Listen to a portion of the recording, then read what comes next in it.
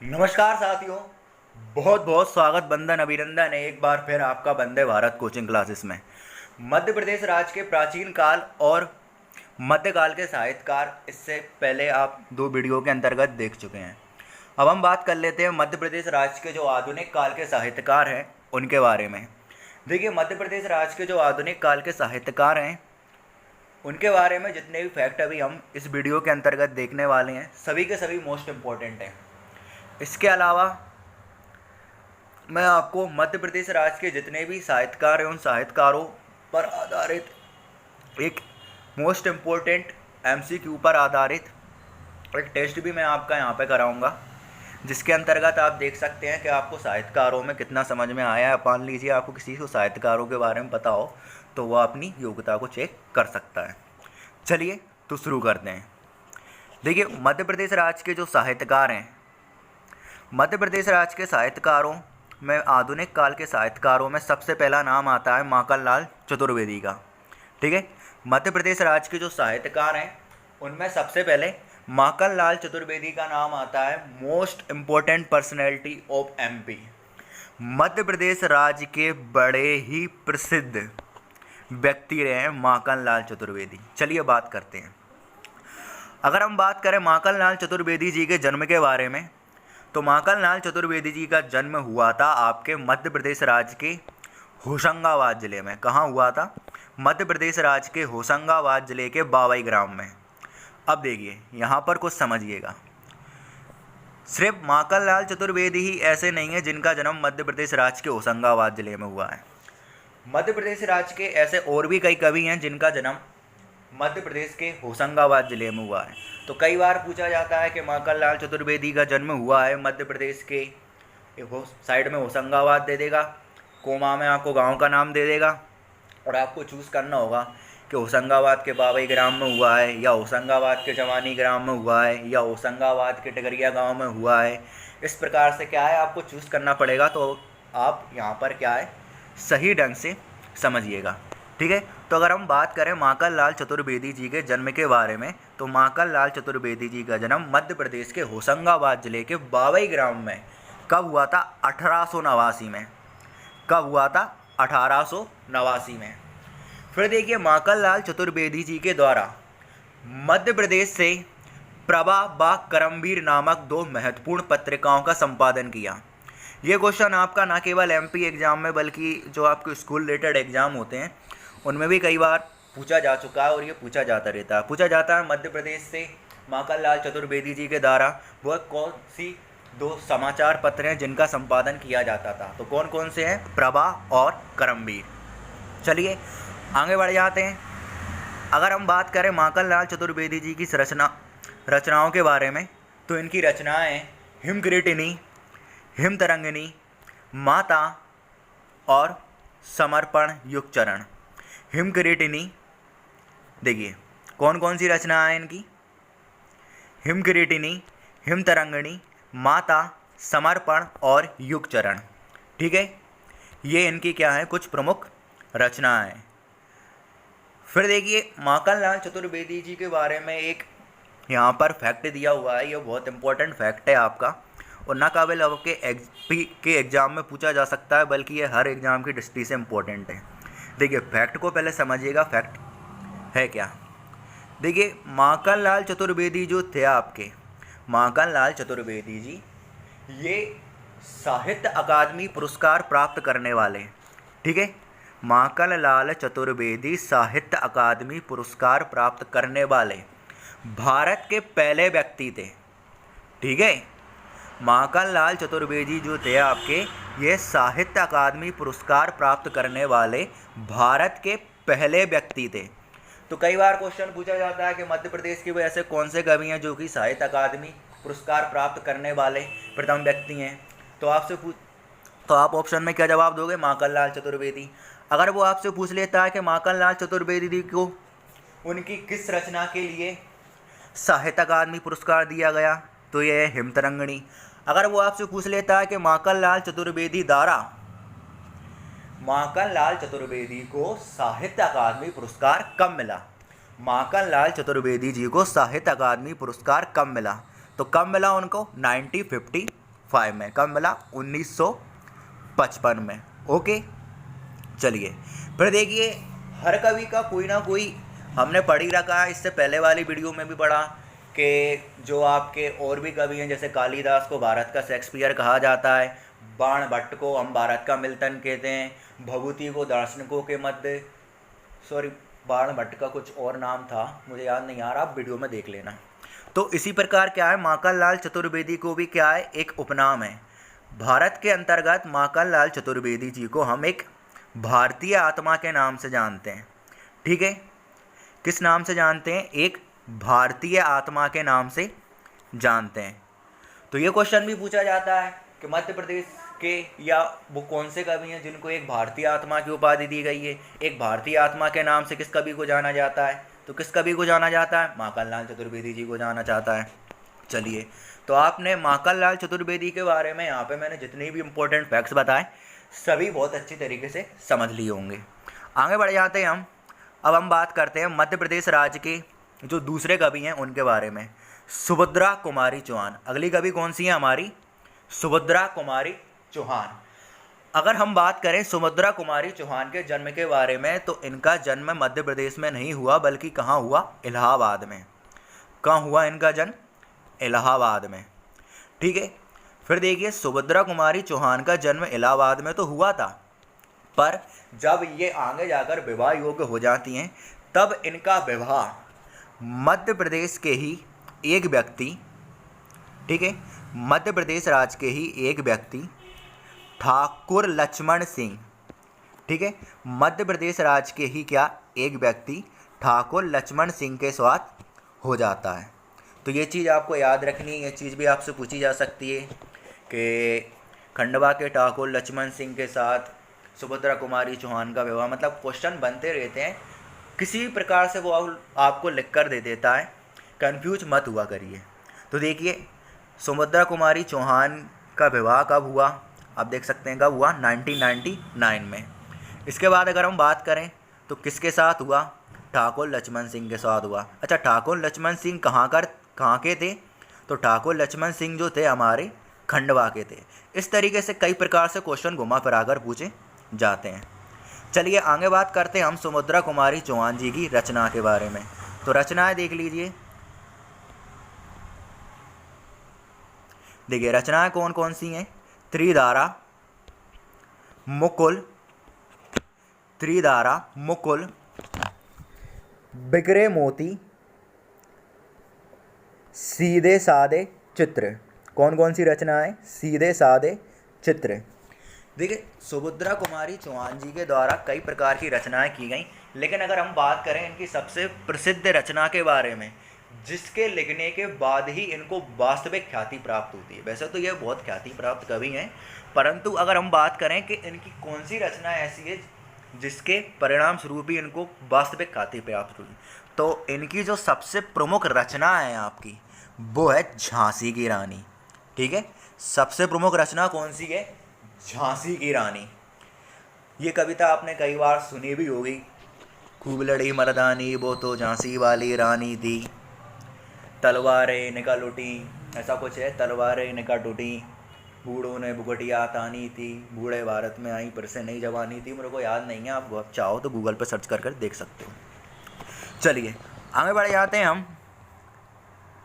देखिए, सुभद्रा कुमारी चौहान जी के बारे में बहुत ही इम्पोर्टेंट फैक्ट है, समझिएगा। सुभद्रा कुमारी चौहान जो हैं, इन्होंने, देखिए, हर क्षेत्र में आपको पता ही है कोई ना कोई पुरस्कार होता है उस क्षेत्र से संबंधित व्यक्ति को सम्मानित करने के लिए।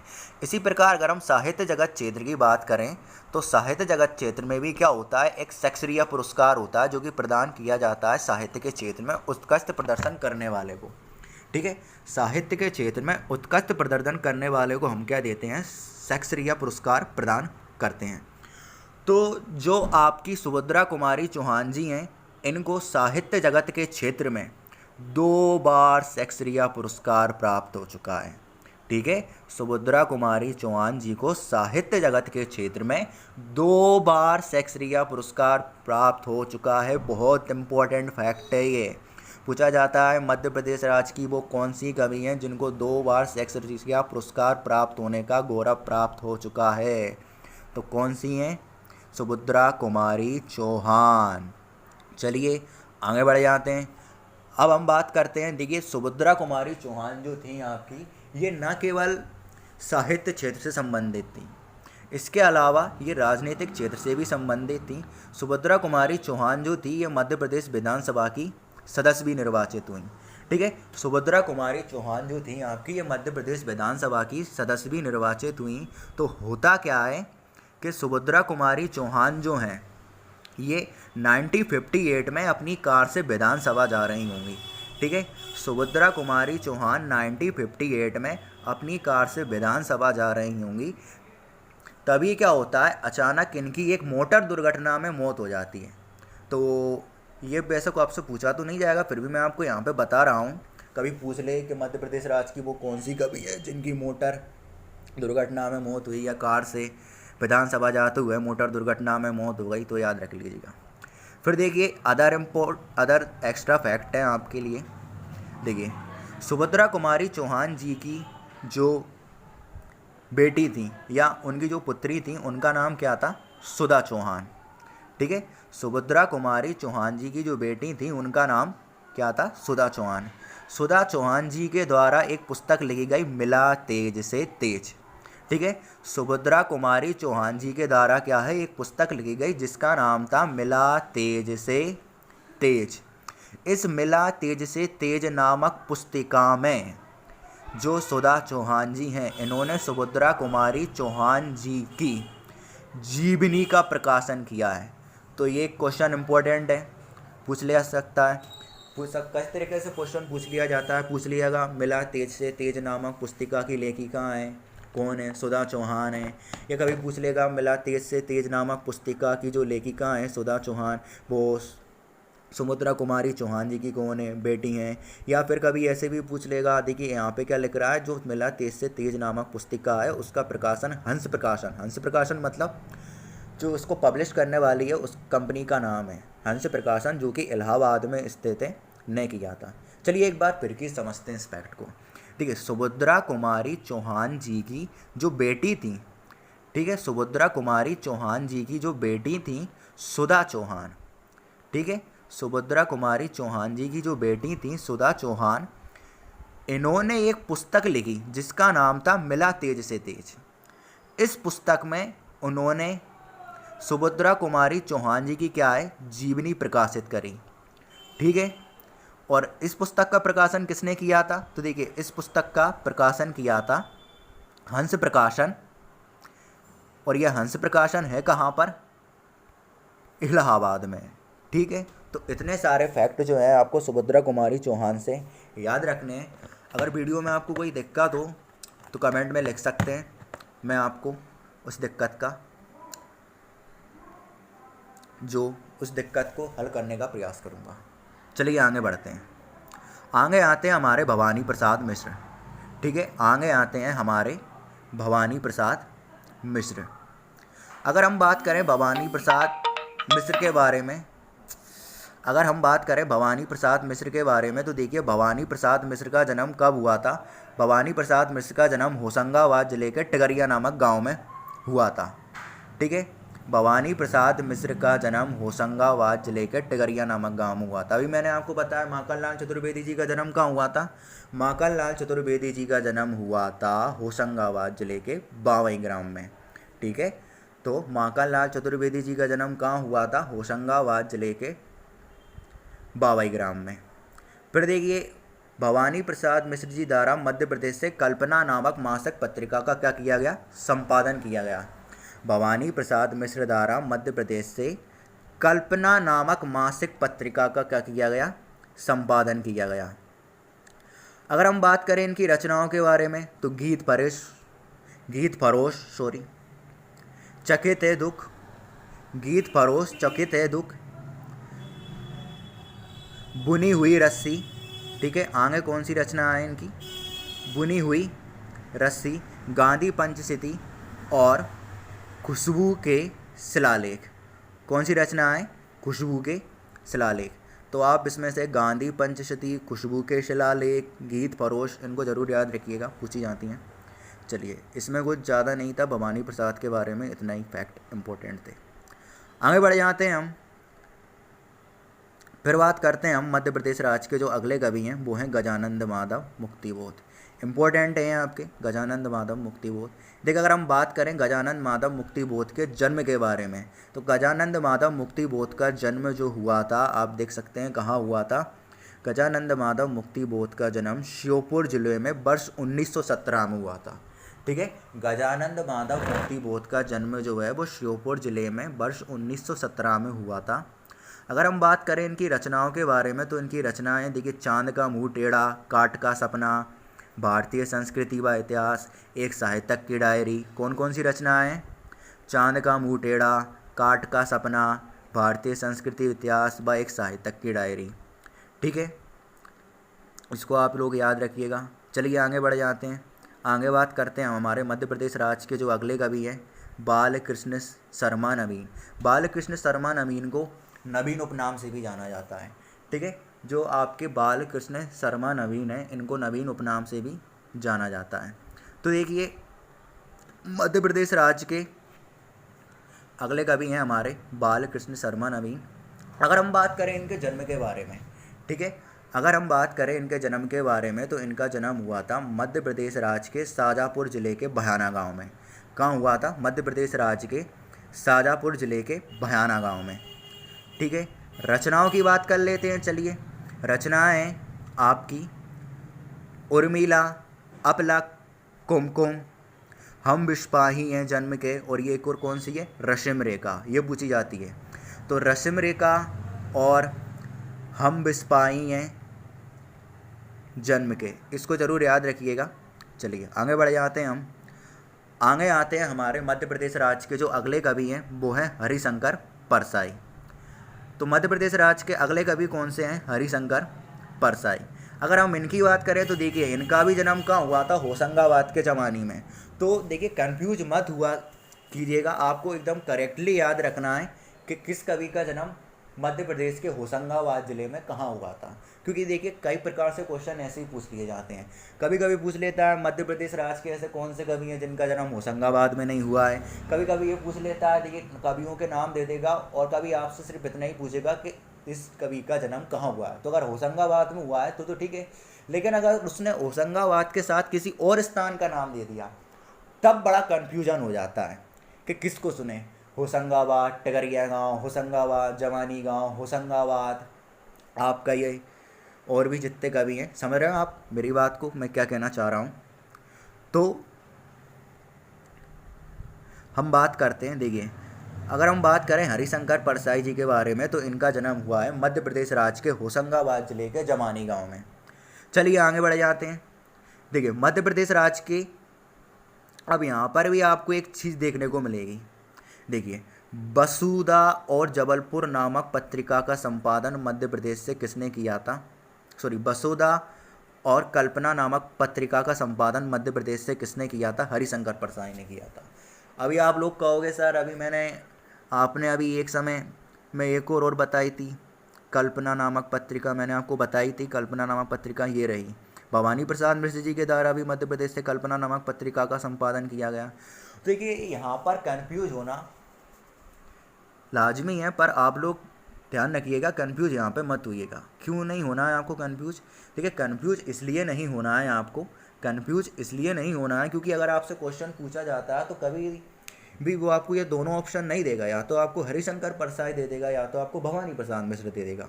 जैसे अगर उसने पूछा कि मध्य प्रदेश से कल्पना नामक पत्रिका का संपादन किसके द्वारा किया गया था, तो या तो कभी हरिशंकर परसाई देगा, या तो आपको बालकृष्ण सिंह, जो भवानी प्रसाद मिश्र हैं, वो दे देगा। और ये दोनों ऑप्शन कभी नहीं आएंगे, क्योंकि दोनों ऑप्शन कभी ऐसे आते हैं, बहुत सारे प्रश्न ऐसे होते हैं जिसमें हो जाता है ऐसा, अगर दोनों ही आ जाएंगे तो वो ऑप्शन जो है आपका, ये आंसर गलत हो जाएगा, मतलब जो आपका प्रश्न है वो क्या हो जाएगा? गलत हो जाएगा। तो इसमें कोई दिक्कत वाली बात नहीं है। चलिए, तो एक बार फिर से देख लेते हैं। देखिए, हरिशंकर परसाई द्वारा मध्य प्रदेश राज्य से कल्पना, ठीक है, कौन कौन सी? कल्पना और बसूदा नामक पत्रिका का संपादन किया गया। ठीक है, चलिए आगे बढ़ते हैं अब हम। अगर हम इनकी बात करें, देखिए अगर इनकी रचनाओं की बात करें, हंसते हैं रोते हैं जैसे उनके दिन फिरे। ठीक है, हंसते हैं रोते हैं जैसे उनके दिन फिरे, तब की बात कुछ और थी, पगडंडियों का जमाना और भूत के पांव पीछे। इसके बाद ठुठुरता हुआ गणतंत्र, तट की खोज और सदाचार का ताबीज। देखिए रचनाएं इनकी वैसे काफ़ी सारी हैं और रचना इम्पोर्टेंट नहीं है, लेकिन अगर आप चाहो तो इनकी सभी रचनाओं को याद रख सकते हो। मैं यहाँ पर आपको एक ट्रिक बता दे रहा। देखिए ट्रिक क्या है, समझ लीजिए, ऐसे याद रख लीजिएगा। तब की बात कुछ और थी, अब पगडंडियों का ज़माना है, भूत के पाँव के पीछे पीछे, ठुठुरता हुआ गणतंत्र चलता है, हंसता है रोता है जब से उनके दिन फिरे। इस प्रकार से क्या है, आप इसको याद रख सकते हो। एक बार फिर से देख लीजिए। देखिए क्या ट्रिक है आपकी। तब की बात कुछ और थी, अब पगडंडियों का ज़माना है, भूत के पाँव पीछे, ठुठुरता हुआ गणतंत्र। ठीक है, सॉरी, भूत के पाँव के पीछे ठिठुरता हुआ गणतंत्र चलता है, हंसता है रोता है जब से उनके दिन फिरे, तट की खोज में सदाचार का ताबीज पहनकर। तो आप लोग अच्छे से समझ गए होंगे मेरी इस ट्रिक को। चलिए आगे बढ़ जाते हैं। मध्य प्रदेश राज्य के जो अगले कवि हैं उनके बारे में बात कर लेते हैं।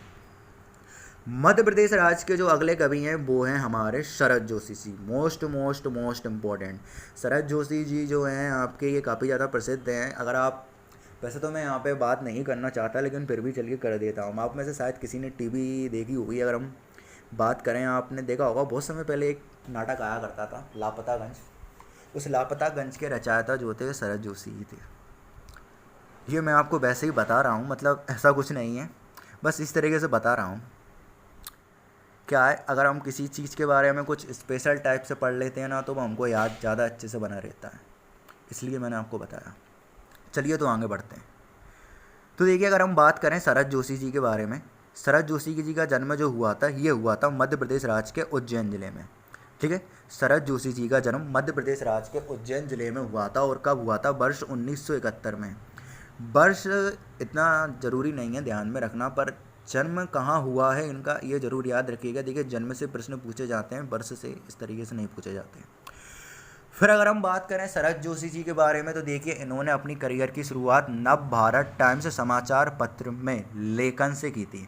मतलब नव भारत समाचार पत्र में इन्होंने लेखन का कार्य किया। तो पूछा जा सकता है कि मध्य प्रदेश के वो कौन से कवि हैं जो कि नव भारत समाचार पत्र में लेखन का कार्य किया करते थे। पर देखिए इनकी भी रचनाएं, सारी की सारी रचनाएं क्या हैं आपकी, इम्पोर्टेंट हैं। देखिए कौन कौन सी रचनाएं, जीप पर सवार इल्लियाँ, फिर एक था गधा, ठीक है, फिर अंधों का हाथी, फिर रहा किनारे बैठ, फिर तिलिस्म, कौन सी है, तिलिस्म, फिर परिक्रमा, और फिर पिछले दिनों। ठीक है, कौन सी रचना है, पिछले दिनों। तो याद रखिएगा, ये हो जाते हैं आपके शरद जोशी जी। आगे बात करते हैं। तो देखिए आगे हैं हमारे शिवमंगल सिंह सुमन। अब देखिए अगर हम शिवमंगल सिंह सुमन के जन्म के बारे में बात करें, तो शिवमंगल सिंह सुमन का जन्म मध्य प्रदेश राज्य में नहीं हुआ है। अगर हम बात करें, देखिए अगर आपको जानना हो कि इनका जन्म कहाँ हुआ है या आपको इस चीज़ को लिखना चाहें तो लिख सकते हैं। इनका जन्म हुआ है मध्य प्रदेश नहीं, उत्तर प्रदेश राज्य के उन्नाव ज़िले में। कहाँ हुआ है इनका जन्म, मध्य प्रदेश राज्य का जो उन्नाव नामक ज़िला है उसमें क्या है उनका जन्म हुआ है। ठीक है, चलिए कहाँ हुआ है, मध्य प्रदेश राज्य के उन्नाव नामक ज़िले में।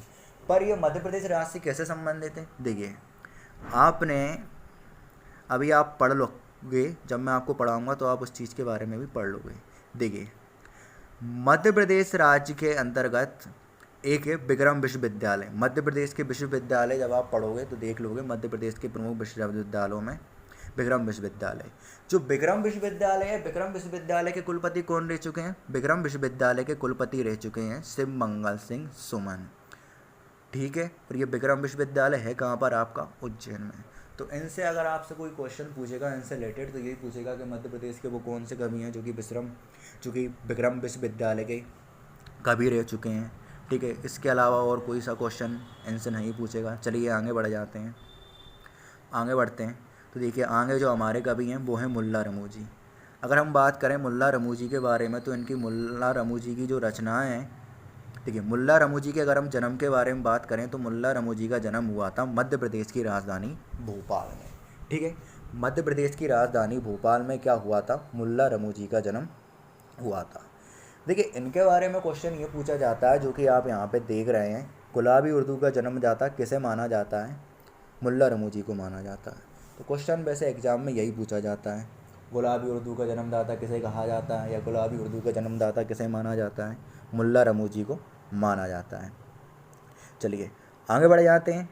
इनकी रचनाएं लाठी और भैंस, औरत जात, शादी और ज़िंदगी और जंग। कौन कौन सी रचनाएं, ज़िंदगी और जंग, शिपार खाना। तो याद रखिएगा ये इनकी कुछ प्रमुख रचनाएं। मैन आपको क्या याद रखना है कि इन्हें क्या कहा जाता है, गुलाबी उर्दू का जन्मदाता। आगे बढ़ जाते हैं हम। मध्य प्रदेश राज्य की जो अगली कवि है वो है मेरू सिन्हा परवेज। इनके बारे में आप बस एक ही चीज़ याद रखिए जो कि आपकी इम्पोर्टेंट है, यही कि ये मध्य प्रदेश राज्य की क्या है, देखिए एक बहुप्रतिष्ठित कहानीकार व उपन्यासकार हैं। तो क्वेश्चन कभी भी पूछेगा तो यही पूछेगा मध्य प्रदेश राज्य की वो कौन सी कवि हैं जो कि एक बहुप्रतिष्ठित कहानीकार व उपन्यासकार हैं। ठीक है, इनसे रिलेटेड क्वेश्चन यही पूछेगा आपसे।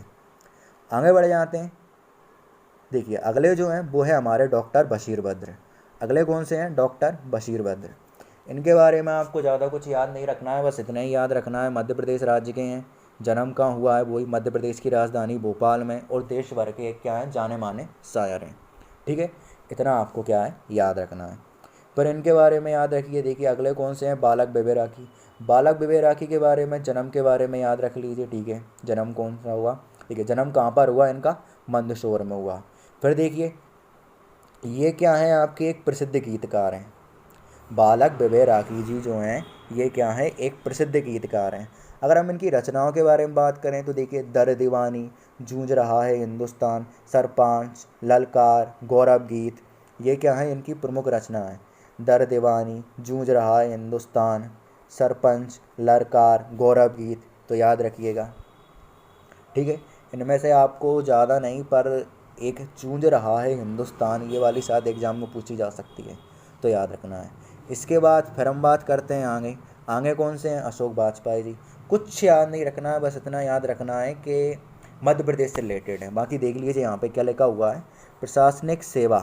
ठीक है, प्रशासनिक सेवा के उच्च अधिकारी, हिंदी व अंग्रेजी साहित्य में उत्कर्ष सृजन किया। ठीक है, तो अरे क्या होगा खोल रहा हूं मैं। अगले जो हैं हमारे वो हैं दुष्यंत कुमार। ठीक है, अगले कौन से हैं, दुष्यंत कुमार। दुष्यंत कुमार के बारे में याद रख लीजिएगा आप। दुष्यंत कुमार का जन्म भोपाल में हुआ था। रचना साय में धूप। आगे बात करते हैं हम निशाद अख्तर। इनकी एक रचना है खामोश आवाज़। बस। तो मध्य प्रदेश राज्य के जो आधुनिक काल के साहित्यकार हैं वो हो जाते हैं आपके कंप्लीट। और मध्य प्रदेश राज्य के अब बचते हैं आपके मध्य प्रदेश राज्य के जो स्थानीय कवि और लोक साहित्यकार हैं। बहुत जल्द मैं उनके ऊपर भी आधारित वीडियो ले आऊँगा। इस प्रकार आपके सारे साहित्यकार समाप्त हो जाएंगे और इसके बाद हम साहित्यकारों से संबंधित जो आपकी परीक्षा मैं यहाँ पे कराऊँगा वो भी आपकी कंप्लीट हो जाएगी।